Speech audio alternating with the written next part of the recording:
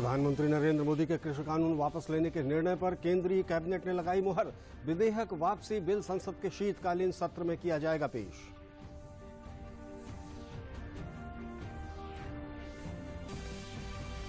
उत्तर प्रदेश के अंतर्राष्ट्रीय जेवर एयरपोर्ट की आज प्रधानमंत्री रखेंगे आधारशिला।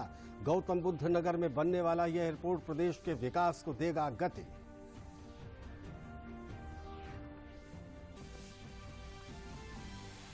राष्ट्रपति रामनाथ कोविंद ने कानपुर में चौधरी हरमोहन सिंह जन्म शताब्दी समारोह में लिया हिस्सा। कहा, आज आजादी के गुमनाम नायकों को भी देश कर रहा है याद।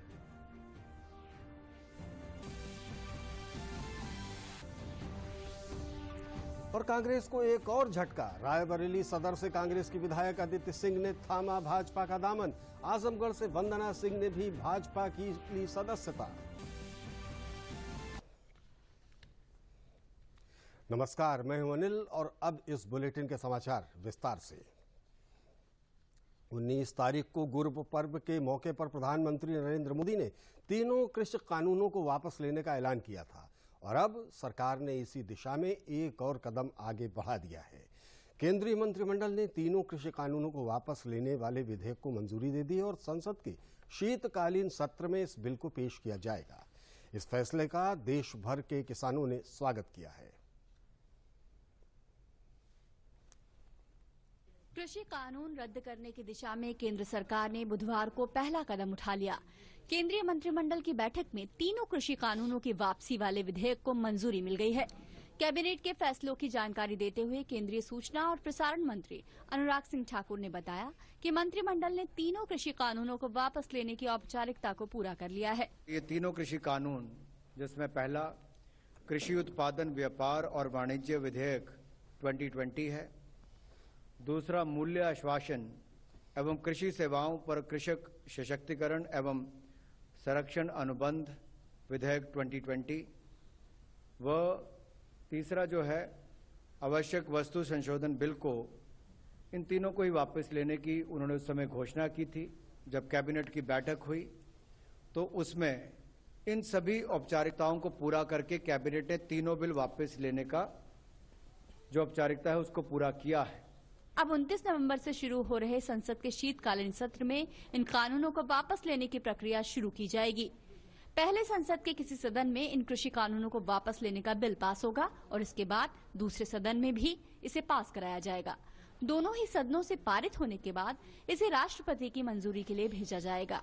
राष्ट्रपति की मंजूरी मिलने के बाद विधिवत ये कानून खत्म हो जाएगा। कुछ ही दिनों के बाद अगले हफ्ते की शुरुआत में पार्लियामेंट का सत्र आएगा और ये जो तीनों विधेयक लोकसभा राज्यसभा में पूर्व में पास हुए थे, इनको वहां पर बाकी जो प्रक्रिया वापस लेने की वहां पर पूरी कर दी जाएगी। तीनों कृषि कानून वापस लेने के फैसले पर देश भर के किसानों की प्रतिक्रियाएं आ रही हैं। किसानों ने जहां एक ओर इस फैसले का स्वागत किया तो वहीं केंद्र सरकार की किसान केंद्रित योजनाओं पर खुशी भी जताई और आंदोलनकारी किसानों को अब वापस घर लौटने की सलाह दी है। हमें बहुत खुशी है कि जो ये कानून कृषि कानून था हमारे प्राइम मिनिस्टर जी ने वापस ले लिया।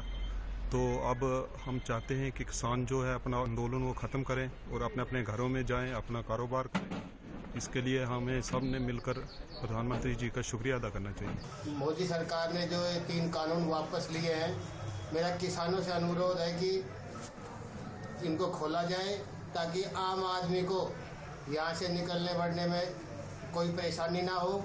मैं जो किसान भाई इस आंदोलन का हिस्सा बने हुए हैं, जितनी भी जथेबंदियां हैं, मैं उनसे निवेदन करता हूं, विनती करता हूं कि वो सारे ही इस आंदोलन को खत्म करके वो अपने काम धंधे में लगें। प्रधानमंत्री जी ने बहुत ही सोच विचार करके और किसान हित में फैसला लेते हुए उक्त कानून को वापस लिया है। हम लोग खुश है, संतुष्ट है उनके कृषि कानून वापस लेने से। केंद्रीय सरकार को और नरेंद्र मोदी जी को धन्यवाद बोलना चाहता हूं, क्योंकि ये जो कृषि बिल को प्रत्याहार करने के लिए प्रधानमंत्री श्री नरेंद्र मोदी जी ने हमारी किसानों की मांगों पर विचार करके तीनों ही कृषि कानून वापस ले लिए हैं। मैं उनका अभिनंदन करता हूं माननीय प्रधानमंत्री महोदय ने 3 कृषि कानून वापस लिए हैं, वह स्वागत योग्य है। आंदोलनरत किसान को वापस आ जाना चाहिए, क्योंकि माननीय प्रधानमंत्री ने किसान हित में निर्णय लिया है। प्रधानमंत्री नरेंद्र मोदी ने शुक्रवार 19 नवंबर की सुबह 9 बजे राष्ट्र के नाम संबोधन में तीनों कृषि कानूनों को वापस लेने की घोषणा की थी और कैबिनेट की मंजूरी के साथ ही उस ऐलान के क्रियान्वयन की प्रक्रिया शुरू हो गई है। लेकिन सवाल ये बरकरार है कि सरकार की पहल के बाद क्या आंदोलनकारी किसान शांतिपूर्वक घर वापस लौटेंगे? प्रधानमंत्री नरेंद्र मोदी द्वारा कृषि कानूनों को वापस लेने के लिए कैबिनेट में लिए गए निर्णय का नोएडा के किसानों ने स्वागत किया है। गौतम बुद्ध जनपद के किसान प्रसन्न हैं और प्रधानमंत्री की सराहना कर रहे हैं कि उन्होंने किसानों के विरोध को आत्मसात करते हुए इन कानूनों को वापस ले लिया है। प्रधानमंत्री ने यह बताने का प्रयास किया है कि भले ही ये बिल किसानों के हित में रहे हों, लेकिन देश में विरोध और अविश्वास के लिए कोई जगह नहीं है, इसलिए कानून को वापस लिया गया। किसानों ने आंदोलनकारियों से आंदोलन वापस करने की अपील की है। ये तो किसान के हित में सरकार ने तीनों कानून दिए हैं और इसमें तो मैं सरकार को धन्यवाद देता हूँ कि ये सरकार का बहुत अच्छा कदम है जो सरकार ने सोच समझ के लिया है, ताकि ये देश विरोधी जो ताकतें हैं वो रुक जाएं और ये फैसला किसानों के हित में भी है। तो मोदी जी ने वास्तव में ही बहुत अच्छा काम किया है। इस पर क्या कहना, इसका कहना सरकार ने बहुत अच्छा काम किया है। ये कृषि कानून जो वापस लेकर के अच्छा काम किया है। हम तो ये अपील करते हैं किसान भी अपने घर को जाए। अच्छी बात है, अपना फैसले को स्वागत करते हैं। कृषि कानूनों की वापसी के फैसले का हापुड़ के किसानों ने भी स्वागत किया है। प्रधानमंत्री नरेंद्र मोदी की कैबिनेट के कृषि कानूनों को वापस लेने की औपचारिकता पूरी करने से किसान इस कानून की वापसी को लेकर आश्वस्त हैं। सदन में इस कानून की वापसी पर चर्चा होनी अभी शेष है। कैबिनेट की मुहर लगने के बाद किसान प्रसन्न हैं कि सरकार ने किसानों की बातों को गंभीरता से लिया है, जिसके कारण कृषि कानून वापस हुए हैं।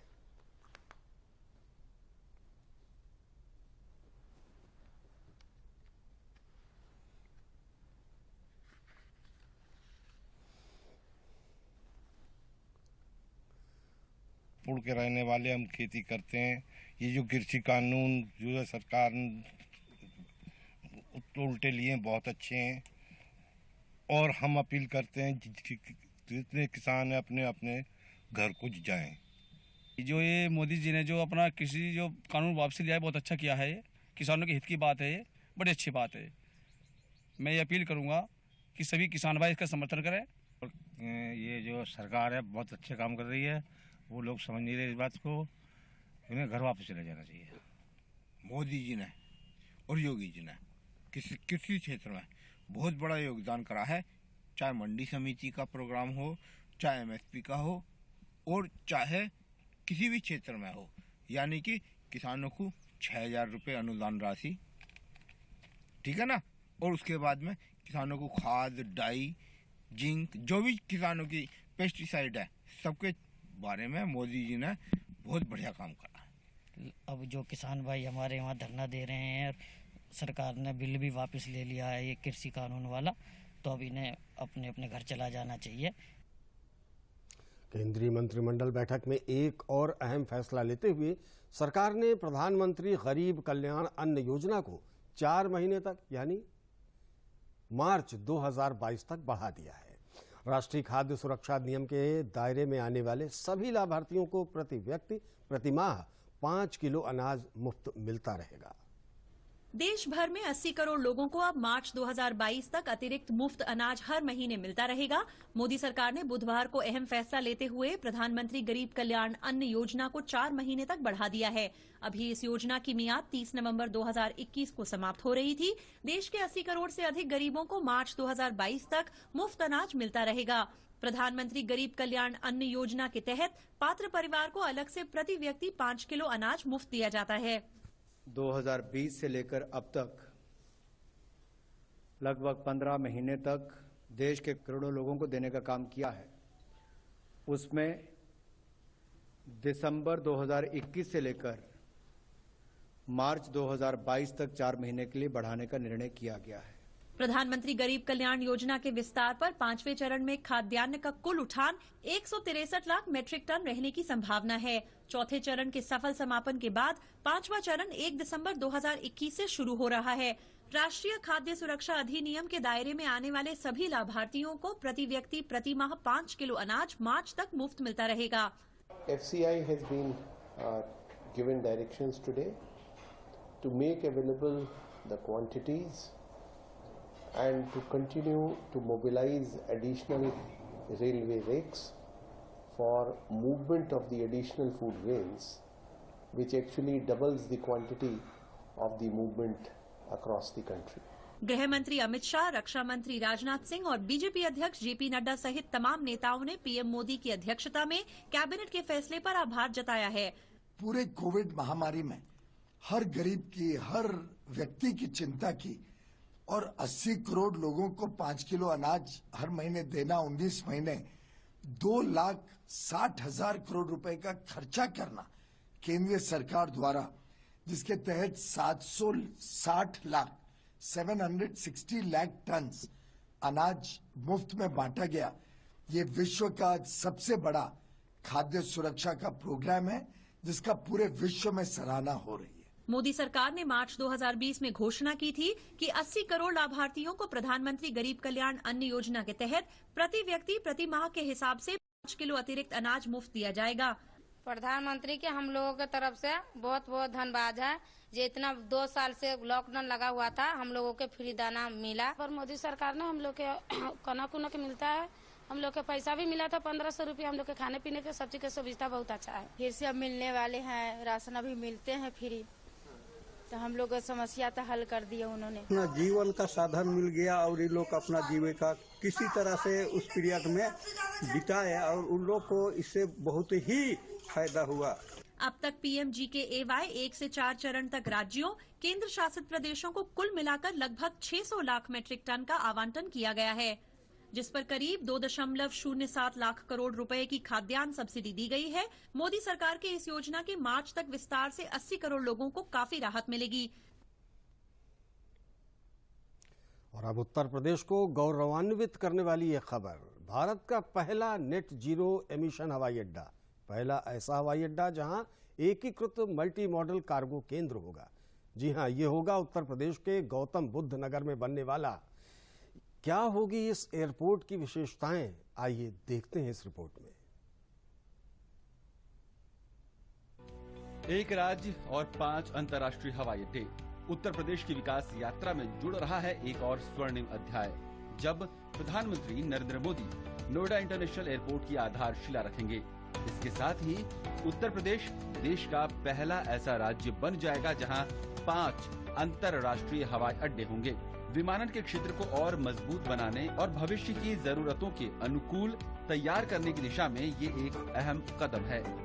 नोएडा इंटरनेशनल एयरपोर्ट के निर्माण के साथ इसमें लगभग 34 से लेकर 35 हजार करोड़ रुपए का निवेश अकेले इस एयरपोर्ट पर होगा। 1 लाख से अधिक लोगों को नौकरी और रोजगार यहाँ पर उपलब्ध होंगे।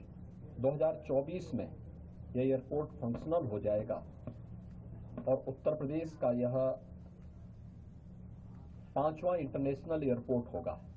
दरअसल ये एयरपोर्ट बताता है कि न्यू इंडिया में विकास का सफर कैसा रहने वाला है और विकास का मॉडल किस तरह से तेज रफ्तार से आगे बढ़ेगा। आपको बताते हैं इस नोएडा इंटरनेशनल एयरपोर्ट की क्या होगी खास बातें। राष्ट्रीय राजधानी क्षेत्र दिल्ली में ये दूसरा अंतर्राष्ट्रीय हवाई अड्डा होगा। इंदिरा गांधी इंटरनेशनल एयरपोर्ट पर दबाव को कम करने में इस एयरपोर्ट से मदद मिलेगी। दिल्ली, नोएडा, गाजियाबाद, अलीगढ़, आगरा, फरीदाबाद सहित शहरी आबादी और पड़ोसी इलाकों को इसका फायदा मिलेगा। पहले चरण के निर्माण के बाद हवाई अड्डे की क्षमता वार्षिक रूप से 1 करोड़ 20 लाख यात्रियों की हो जाएगी। एयरपोर्ट के आगमन से ही इंडस्ट्री के तमाम क्लस्टर्स यहाँ आए, करीब 12 से नई इंडस्ट्रीज आ गई हैं। फिल्म सिटी आ रही है, लॉजिस्टिक पार्क आ रहा है, हेरिटेज कॉरिडोर आ रहा है, टॉय पार्क आ रहा है, एक मेडिकल डिवाइस पार्क के लिए भारत सरकार ने अनुमति दी है। इस सब के पीछे जो मुख्य केंद्र बिंदु है वो जेवर एयरपोर्ट है। पहली बार भारत में कोई ऐसा हवाई अड्डा बन रहा है जहां एकीकृत मल्टी मॉडल कार्गो केंद्र होगा और ध्यान लॉजिस्टिक संबंधी खर्चों और समय की बचत पर भी होगा। डेडिकेटेड कार्गो टर्मिनल की क्षमता 20 लाख मीट्रिक टन होगी, जिसे बढ़ाकर 80 लाख मीट्रिक टन किया जाएगा। औद्योगिक उत्पादों के निर्बाध आवागमन की सुविधा के जरिए ये हवाई अड्डा क्षेत्र में भारी निवेश को आकर्षित करने, औद्योगिक विकास की गति बढ़ाने और स्थानीय उत्पादों को राष्ट्रीय तथा अंतर्राष्ट्रीय बाजारों तक पहुंचाने में अहम भूमिका निभाएगा। जब से प्रदेश के मुख्यमंत्री योगी आदित्यनाथ जी बने, उन्होंने जेवर की तरफ मोड़ा सारे निवेशकों को और यहाँ एयरपोर्ट को मंजूरी दिलाकर वो मुकाम और कामयाबी हासिल की जिसकी पूरे उत्तर प्रदेश को बहुत दिनों से इंतजार था। नोएडा और दिल्ली को निर्बाध मेट्रो सेवा के जरिए जोड़ा जाएगा। आसपास के सभी प्रमुख मार्ग और राजमार्ग जैसे Yamuna expressway, western peripheral expressway, eastern peripheral expressway, Delhi Mumbai expressway तथा अन्य हाईवेज भी हवाई अड्डे से जोड़े जाएंगे। हवाई अड्डे को प्रस्तावित Delhi Varanasi high speed rail से भी जोड़ने की योजना है, जिसके कारण दिल्ली और हवाई अड्डे के बीच का सफर मात्र 21 मिनट का हो जाएगा। जेवर एयरपोर्ट आ ही रहा है, बड़ी खुशी की बात है। मोदी जी, योगी जी सही काम कर रहे हैं। एयरपोर्ट से यहाँ पे लोगों को रोजगार भी मिलेगा, बहुत ज्यादा लोगों की जो बेरोजगारी थी वो खत्म होगी। ये भारत का पहला नेट जीरो इमिशन हवाई अड्डा होगा। हवाई अड्डे की डिजाइन बनाने में इस बात का ध्यान रखा गया है कि परिचालन खर्च कम हो तथा निर्बाध और तेजी से यात्रियों का आवागमन हो सके। हवाई अड्डे में टर्मिनल के नजदीक ही हवाई जहाजों को खड़ा करने की सुविधा होगी, ताकि उसी स्थान से घरेलू और अंतर्राष्ट्रीय उड़ानों के परिचालन में आसानी हो। इसके कारण हवाई अड्डे पर हवाई जहाज जल्दी से काम पर लग जाएंगे तथा यात्रियों का आवागमन भी निर्बाध और तेजी से संभव होगा। राष्ट्रपति रामनाथ कोविंद ने अपने उत्तर प्रदेश दौरे के पहले दिन कल कानपुर में चौधरी हरमोहन सिंह यादव के जन्म शताब्दी समारोह में हिस्सा लिया। राष्ट्रपति ने चौधरी हरमोहन सिंह यादव को श्रद्धांजलि अर्पित की। इस अवसर पर समारोह को संबोधित करते हुए उन्होंने कहा कि चौधरी हरमोहन सिंह ने अपने संपूर्ण जीवन में शिक्षा को बढ़ावा दिया।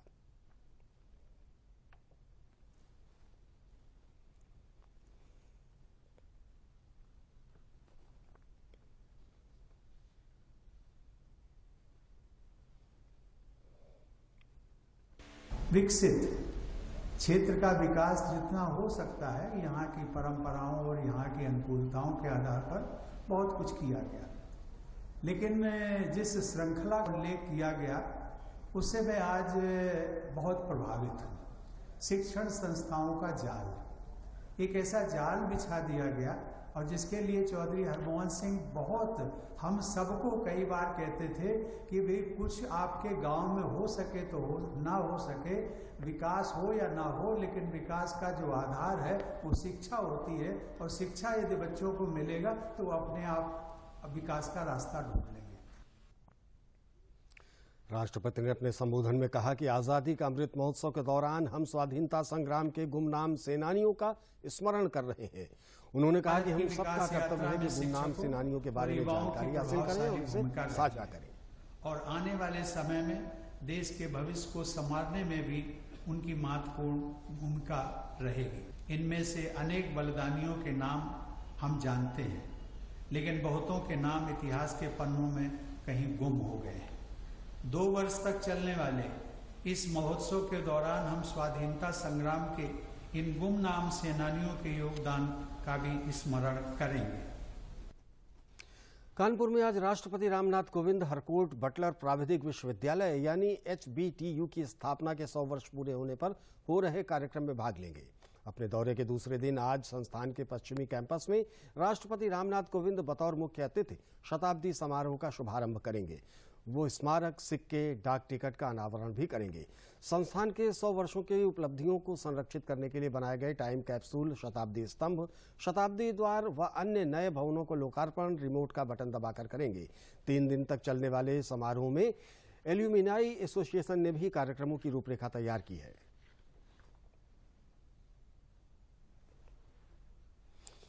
फतेहगढ़ स्थित राजपूत रेजिमेंट के 100 वर्ष पूरे होने के उपलक्ष्य में करियप्पा ग्राउंड में सैनिकों ने निरंतरता ड्रिल परेड में बेहतरीन प्रदर्शन किया। इस अवसर पर पूर्व थल सेना अध्यक्ष केंद्रीय मंत्री general VK Singh, lieutenant governor CP Mohanty समेत बड़ी संख्या में पूर्व सैनिक अफसरों ने भाग लिया।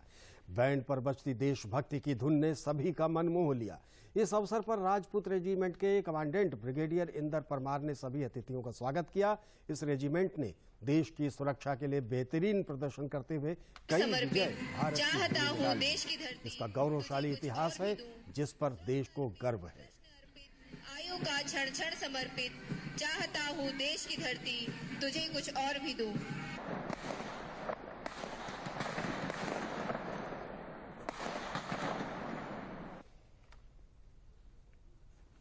कन्नौज में एक निजी कार्यक्रम में शिरकत करने पहुंचे प्रदेश के कैबिनेट मंत्री स्वामी प्रसाद मौर्य ने पार्टी कार्यकर्ताओं से मुलाकात की।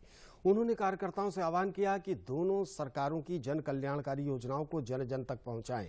राजनीति में बढ़ती मुलाकातों पर बोलते हुए स्वामी प्रसाद मौर्य ने कहा कि राजनीति में निजी मुलाकातों का हर समय राजनीतिक अर्थ नहीं निकालना चाहिए। उर्वरक खाद की कमी नहीं है, किसान इसको लेकर परेशान न हों। उन्होंने कहा कि अखिलेश यादव के समय में यमुना एक्सप्रेसवे बना वो प्रदेश के काम आ रहा है। योगी सरकार के समय में बने एक्सप्रेसवे भी प्रदेश को गति देंगे। राजनीति में हमेशा आपस में किसी न किसी मोड़ पर मुलाकात होती रहती है। उसका हर मुलाकात का कोई अर्थ नहीं निकाला जाना चाहिए।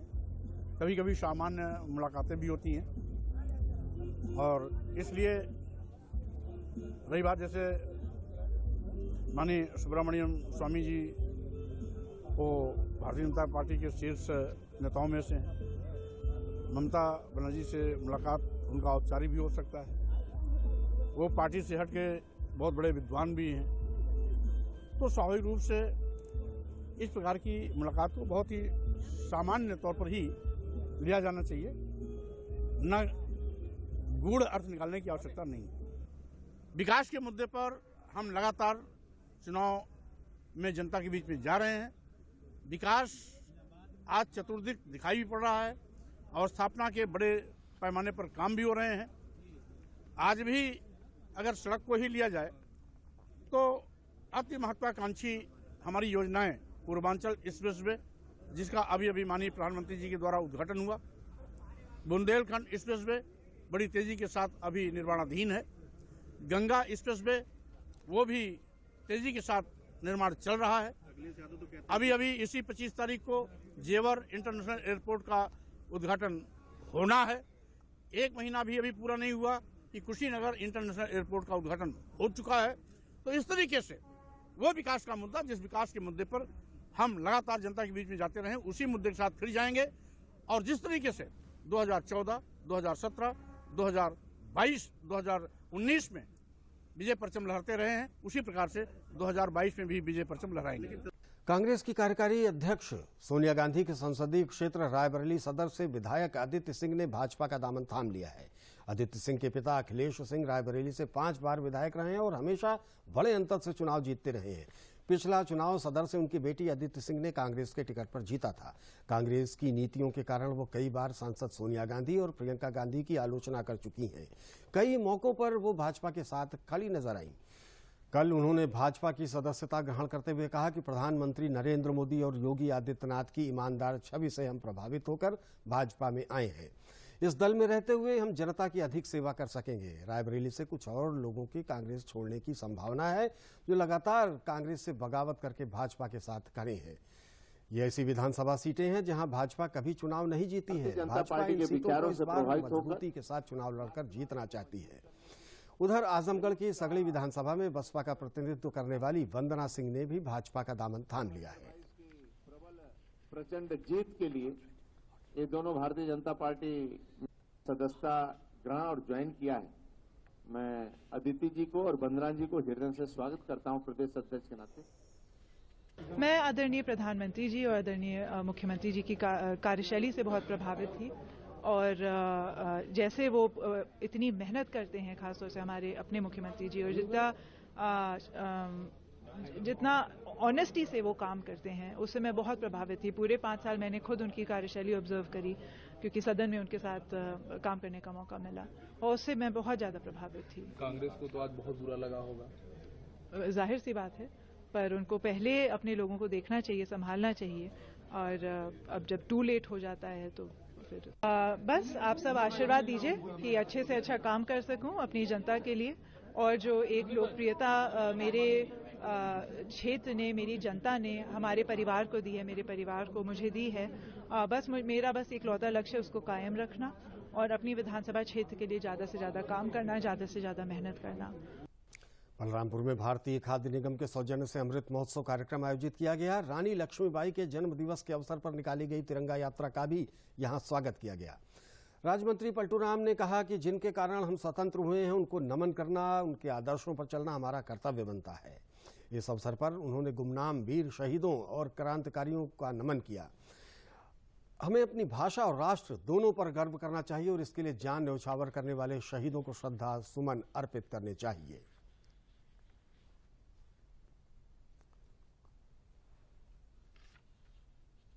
हम लोगों ने आज़ादी के अमृत महोत्सव को मनाने का काम किया है।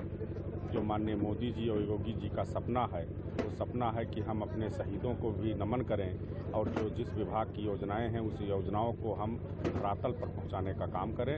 यही संकल्प है माननीय मोदी जी का और योगी जी का। आज इस कार्यक्रम के तहत भारतीय खाद्य निगम के हमारे अधिकारियों के द्वारा, कर्मचारियों के द्वारा, हमारी सभी सम्मानित क्षेत्रीय जनता के समक्ष बहुत ही बेहतर ढंग से इस कार्यक्रम का आयोजित करने का काम किया है। हम माननीय मोदी जी और योगी जी को बहुत बहुत बधाई देते हैं, उनको धन्यवाद देते हैं कि वो हमारे आज़ादी के उन नौजवानों को जिन्होंने हंसते हंसते फांसी के फंदे को चूमने का काम किया, जिन्होंने आज़ादी दिलाने का काम किया और आज़ादी के 75 वर्ष पूरे होने पर भारतीय जनता पार्टी की सरकार जब केंद्र में और प्रदेश में आई है तब से लगातार हम शहीदों को सम्मानित करने के लिए, स्वतंत्रता संग्राम सेनानियों के उनके उन स्थलों पर जाकर के उनकी प्रतिमा पर नमन करते हैं, उनको याद करते हैं। और दूसरी तरफ जो भारतीय जनता पार्टी का नारा है, सबका साथ, सबका विकास और सबका विश्वास, हम उसी संकल्प को लेकर के अपने विभिन्न विभागों के द्वारा जो योजनाएं चल रही हैं उन योजनाओं तक जन जन तक पहुंचाने का काम कर रहे हैं। तमाम ऐसे छुपे हुए लोग हैं और जिनका इतिहास में कोई जिक्र नहीं है, ऐसे लोगों को हम ढूंढ रहे हैं और यह आज़ादी का महोत्सव मनाया जा रहा है और एक समाज को और राष्ट्र को कैसे आगे ले जाना है इसकी भी एक परिकल्पना इसके माध्यम से साकार हो रही है। मेरठ की मवाना तहसील की हस्तिनापुर नगर पंचायत स्वच्छ भारत अभियान पर खरी उतर रही है। अब नगर पंचायतें भी कूड़ा निस्तारण को लेकर नगर निगमों की तरह कदम उठा रही हैं। हस्तिनापुर नगर पंचायत भी अब 42 तरह के कूड़ों का निस्तारण करके उसे बेच रही है। प्रधानमंत्री नरेंद्र मोदी ने कृषि कानूनों को वापस लेने के निर्णय पर केंद्रीय कैबिनेट ने लगाई मुहर। विधेयक वापसी बिल संसद के शीतकालीन सत्र में किया जाएगा पेश।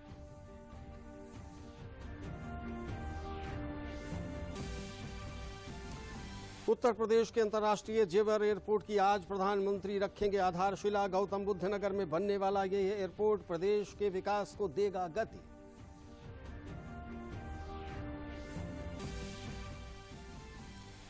राष्ट्रपति रामनाथ कोविंद ने कानपुर में चौधरी हरमोहन सिंह जन्म शताब्दी समारोह में लिया हिस्सा। कहा, आज आजादी के गुमनाम नायकों को भी देश कर रहा है याद।